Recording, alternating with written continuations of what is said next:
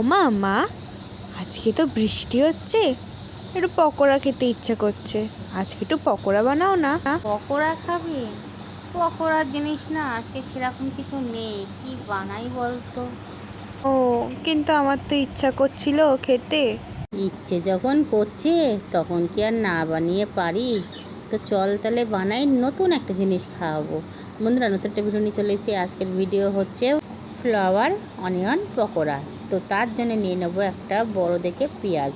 তো পেঁয়াজটাকে সুন্দর করে আমি ছুলে একদম ভালো করে ধুয়ে নেব, নিয়ে একদম ফুলের মতন করে কেটে নেব। তো কাটার পরে আমি এরপর নিয়ে নেব, ওর উপর দিয়ে একটু ময়দা ছড়িয়ে দেবো। কর্নফ্লাওয়ার দিলে ভালো হতো, কিন্তু আমি ময়দা দিলাম, কর্নফ্লাওয়ারটা আমার শেষ হয়ে গেছে। তো ব্যাটারের জন্য নিয়ে নেব আমি 2 থেকে 3 চামচ মতন ময়দা, আর 1 চামচ লঙ্কার গুঁড়ো, অল্প নুন, আর দিয়ে দেবো আদা রসুনের পেস্ট আর একটু চাট মশলা দিয়ে ভালো করে একটা বানিয়ে নেব।